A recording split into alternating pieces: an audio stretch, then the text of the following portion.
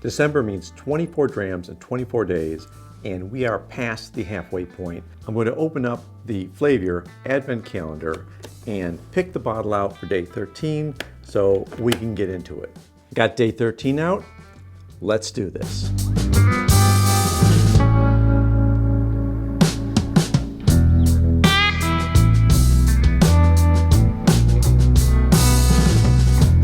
Welcome to Whisky Riffs. If you're new here, I'm Kevin, and I really appreciate you joining us for this Advent Calendar series.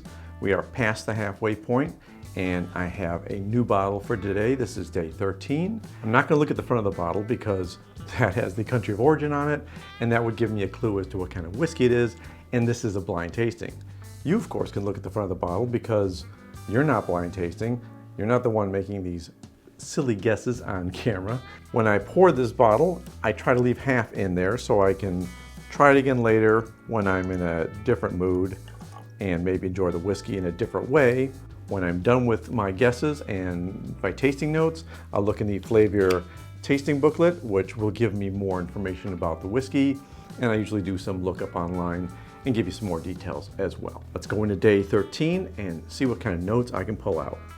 Right away when I nose this whiskey, I'm getting some vegetal notes.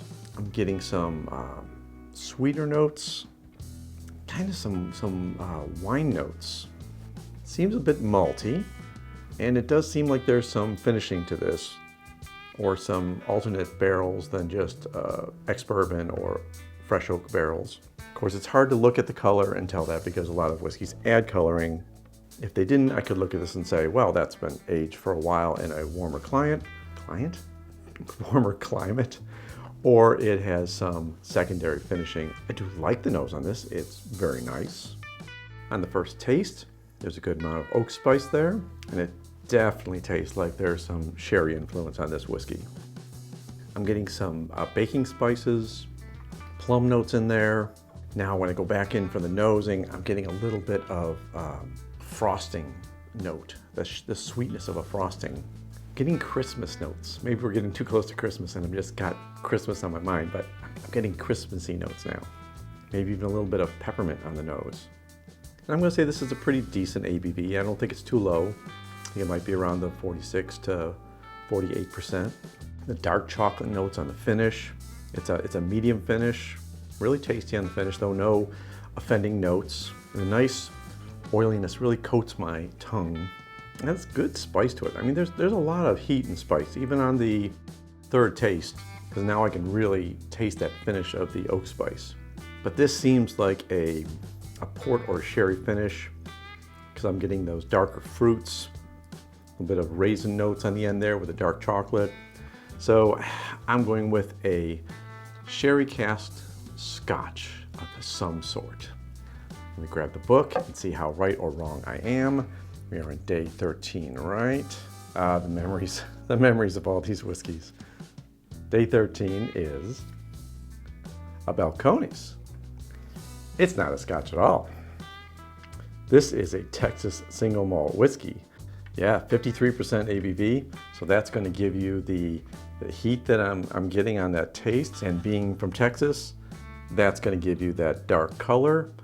Anytime you mature a whiskey in a warmer environment, the penetration of the wood is deeper and you end up with a lot of movement of the whiskey and you get a lot more color. And I'm really a big fan of Balcones. Let's see what their notes are here. So pear, caramel, spicy, butter, marmalade, toasted, orange, banana, sweet. I got the confectioner's sweetness there, but it really tastes like there's some sort of influence from a different cask. And since it's not a bourbon, it's a single malt whiskey, that means that they could be using ex-bourbon cask or something else to mature this whiskey.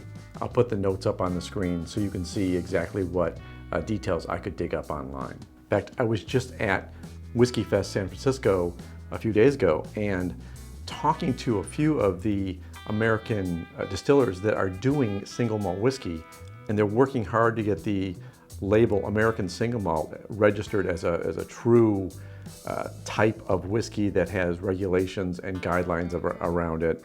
And I am all for that because I think American single malts have really come through. There's some great experiences out there. If you want to explore some new types of whiskey, you've tried bourbons, you've tried Scotch, you've tried a few others, and you want to find a type of whiskey that may be a cool new place to go, American single malt. I definitely recommend that, and I have several types of single malts that I've had recently that have been just lovely. And if you're enjoying my exploration of these Advent Calendar bottles, I would appreciate a like on the video. It helps grow the Whisky Riffs community.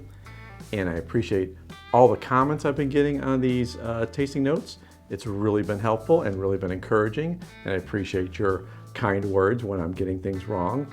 This has been a really fun experience for me, and I hope you're enjoying it as well. And until day 14, take care of yourself. Take care of those people around you, and cheers.